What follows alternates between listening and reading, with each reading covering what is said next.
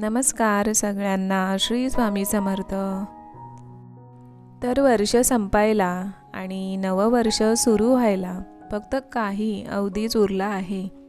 वर्षभर आपण व्हिडिओच्या माध्यमातून भेटत राहिलो. मी माझे सुखदुःख तुमच्याशी शेअर करत राहिले. आता या सरत्या वर्षाला निरोप देताना जरा व्यक्त व्हावंसं वाटलं. आजवर तुम्ही कुटुंब सदस्य म्हणून खूप प्रतिसाद आणि प्रेम दिलत, त्यासाठी आपल्या सगळ्यांचे मनापासून धन्यवाद. आपली ही साथ अशीच कायमस्वरूपी राहो. तर आज मी वर्षाला निरोप देताना आणि नववर्षाचं स्वागत करताना 2024 जवळ संभाषण साधणार आहे, कारण तो निघून जाण्याआधी त्याच्याशी बोलणं फार महत्त्वाचं वाटतंय. तर प्रिय 2024, सरता सरता तुला बरंच काही विचारलं. तुझं उत्तर एकच, तुला खंबीर करायला आलो होतो. मी शांतपणे ऐकून घेतलं. त्यावर काय प्रतिसाद द्यावा ते आधी समजलंच नाही. काय विचार करते आहेस? तुझं हे अतिरिक्त विचार करणं बरं नाही आहे. मी लवकरच सगळ्यांचा निरोप घेणार आहे. मला निराश करून निरोप देशील का? मी त्याच्याकडे हसत पाहिलं. तुला सगळं माहिती आहे रे 2024, तरीही तू असा का बोलतोस? मी मुद्दामच असा विचार करत नाही. या वर्षभरात माझ्या आयुष्यात खूप दुःख आले, वेदना आल्या. माझ्या जवळची माणसं मला सोडून गेली. माझी आजी. मी तिथेच शांत झाले. मला पुढे काही बोलताच येईना. बस सगळं माहिती आहे मला. हे सगळं तुझ्या आयुष्यात कधी ना कधी घडणारच होतं ग. मला दोष देण्यात काय अर्थ? या उलट मी तुला आयुष्याच्या या वळणावर खंबीर करायचं काम करत राहिलो. अनेक आव्हानांना सामोरं जाण्यासाठी तुला बळ देत राहिलो. तुझी आजी तुझ्यातच आहे ग. ती शरीररूपी यातनांमधून मुक्त झाली. तुला सोडून ती कुठेही गेलेली नाही. मी 2024चं ऐकत होते. एका बाजूला मन रडत होतं, पण ते अश्रू मी डोळ्यात येऊ देत नव्हते. तेही त्याला समजलं. रडून मोकळी हो ग, पण त्याचाही अतिरेक नको. या जगात तुला सावरण्यासाठी बरेच हात पुढे येतील. या संपूर्ण वर्षभरात ते आलेही असतील, पण सहानुभूतीच्या सावलीखाली ते स्वार्थ ठेवून तर राहिले नाहीत ना? हे पण तपासून बघ. अगं, यासाठीच आपल्या आयुष्यात वेदना येत असतात. जर सुखाचाच काळ सुरू राहिला तर तू या सृष्टीचा भाग होऊ शकणार नाहीस. या सृष्टीतील सगळ्या जीवांना सुखदुःख भोगावेच लागतात. कदाचित काहींच्या जीवनात जास्त काळ हा वेदनांचाच ठरतो, पण त्यांचं पूर्ण आयुष्य प्रेरणेने भरलेलं असतं. याचा कधी विचार केला आहेस का?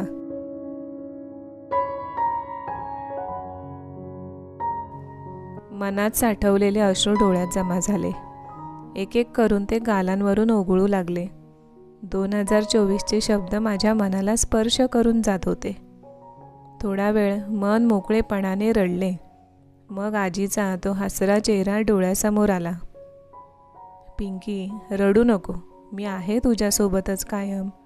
कुठेही गेले नाही. अगं, उलट शरीररूपी यातनांमधून मुक्त झाले मी. आणि शरीररूपी असताना तुझ्यापासून दूर राहत होते, पण आता तुझ्या जवळच आहे. तू समाधानी तर मीही समाधानी.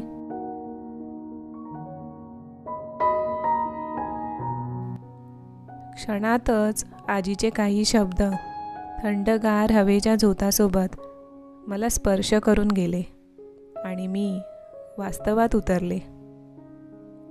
हो, क्षमा कर रे 2024. खरंच तुझं कौतुक करावं तेवढं कमीच. तुझी काहीच चूक नाही बघ. मीच दरवेळी परिस्थितीला दोष देत राहिले. मला आता नकारात्मक विचार करायचेच नाहीत. तू मला खंबीरपणे वाटचाल करायला शिकवलंस आणि महत्त्वाचं म्हणजे माझ्यातील मला शोधण्यासाठी हिंमत दिलीस. त्यामुळेच मला आज माझ्यातील मी सापडलेली आहे. खरं आहे, सुखातच आयुष्य व्यतीत केलं तर आयुष्यातील विविध रंग बघायला आणि त्यामध्ये जीवन जगायला मिळणार नाही. त्या अनुभवांना आपण आपल्या हृदयात कधीच साठवू शकत नाही. त्यामुळे मला माफ कर. मला तुझं एका वाक्यातील उत्तर समजलंय. 2024 आता हसायला लागला. आनंदाने उड्या मारायला लागला. अगं हेच हवं होतं मला, तुला दुःखी कष्टी करून मला या जगाचा आणि तुझा निरोप घ्यायचा नव्हता. आता येणारं 2025 कसं असेल ते माहीत नाही, पण मी एवढं तरी सांगू शकतो की येणाऱ्या प्रत्येक सुखदुःखांना तू खंबीरपणे सामोरं जाशील. आणि हो, तुझी आजी तुझ्यातच आहे. पुन्हा एकदा सांगतोय. आता तिच्या सुखद आठवणी हृदयात जपून ठेव. त्यांच्यासोबत आयुष्य समाधानाने व्यतीत कर. जे काही तुझी आजी करू शकली नाही त्या सगळ्या गोष्टी तू कर. तिची अर्ध्यावर सोडून गेलेली सारी स्वप्न तू सत्यात उतरव, तरच तिलाही समाधान मिळेल. मी आता माझे डोळे पुसले. माझ्या ओठांवर स्मित हास्य पसरलं.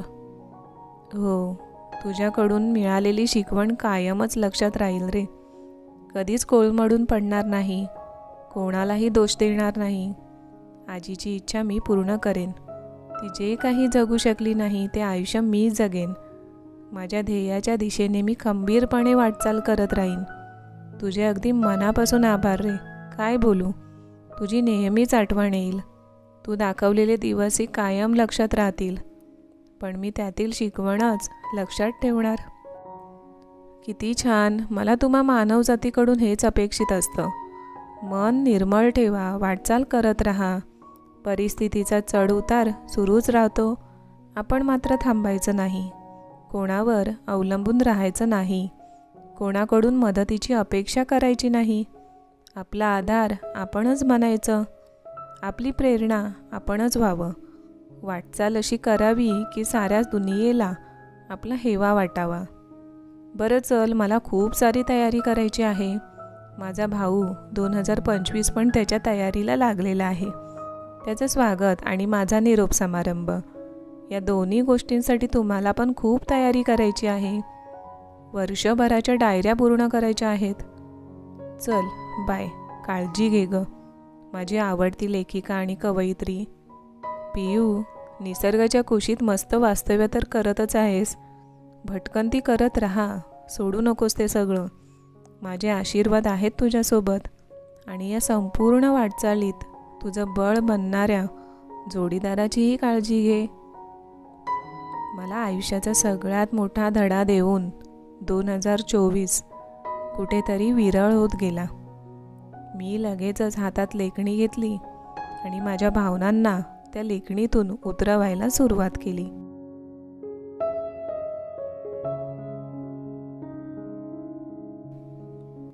खरंच काय नाही दाखवलंस तू. आजवर ज्यांच्या मनाखातर मी माझी तत्त्व बाजूला सारली, मनापासून ज्यांच्यावर प्रेम केलं, अशा बऱ्याच जवळच्या माणसांनी मला दूर केलं. या सरत्या वर्षासोबत तेही दूर झाले. मला चुकीचं ठरवून, कुठेतरी मला दोष देऊन विरून गेले. मी मात्र माझ्यावरचे आरोप विसरू शकले नाही. तसंच असतं बघा. आपलं मन स्वच्छ असेल तर आपल्यावर केले गेलेले आरोप आपण सहन करू शकत नाही. पण असो, इथेही मी काहीच प्रतिसाद न देता शांतताच पत्करली. जी माणसं आपल्याला आपल्या वेदनादायी काळात समजू शकत नाहीत, ती फक्त त्यांच्या स्वार्थासाठी आपल्या आयुष्यात असतील, तर अशी माणसं आयुष्यात नसण्याने काहीच फरक पडत नाही.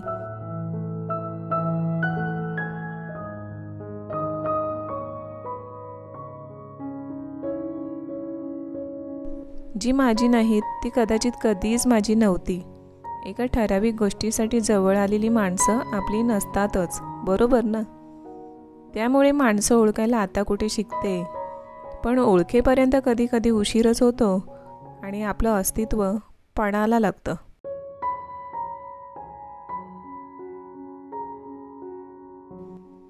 पुन्हा भावुक होऊन चालणार नाही. जी माणसं खरंच माझं अंतःकरण ओळखतात त्यांच्यासाठी मी आयुष्य पणाला लावेन. या लाख मुलाच्या माणसांना माझ्याकडून खूप खूप प्रेम.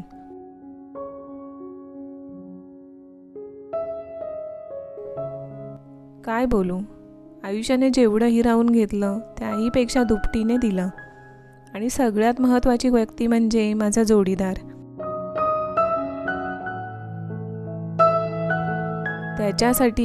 त्याच्या माझ्या आयुष्यात असण्यासाठी जर मी आभार व्यक्त केले नाहीत, प्रेम व्यक्त केलं नाही, तर कदाचित या वर्षाला निरोप देताना मी कुठेतरी कमी पडेन असं मला वाटतं.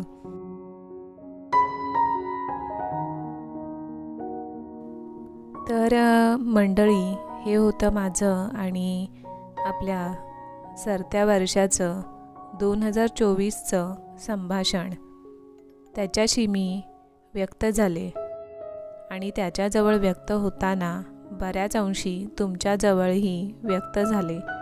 तर असंच असतं, वर्ष सरत जातात. आपलं आयुष्य जसं वय वाढत जातं तसं आयुष्य हे कमी होत जातं आणि म्हणूनच आयुष्याने दिलेलं जे काही असेल सुखदुःख त्यांचे आभार मानून आपण त्यातून काही ना काही शिकत राहायचं, पण कुठल्याच परिस्थितीला दोष मात्र द्यायचा नाही. तर सरत्या वर्षाला निरोप देताना त्याने दिलेल्या अनेक शिकवणी आयुष्यात अंमलात आणायचा प्रयत्न करेन, जेणेकरून माझं पुढचं भविष्य केवळ घडतच जाईल, अंधकारात नव्हे तर सोनेरी किरणांच्या दिशेनं. मी स्वतःचं आत्मपरीक्षणसुद्धा कायमच करत राहीन, जेणेकरून माझ्याकडून कोणताही जीव दुखावला जाणार नाही. जाणलं आहे माझं अस्तित्व मी आता, जे सज्ज झालं उंच भरारी घेण्या. येतील अजूनही बरेच सुखदुःखांचे क्षण, मी खंबीर झाले त्यांना सामोरं जाण्या. तर आजचा व्हिडिओ कसा वाटला नक्की सांगा. फारच प्रेरणादायी ठरला असेल हा व्हिडिओ तुमच्यासाठी अशी मी आशा करते. तर भेटूया पुढच्या व्हिडिओमध्ये. तोपर्यंत सगळ्यांना श्री स्वामी समर्थ.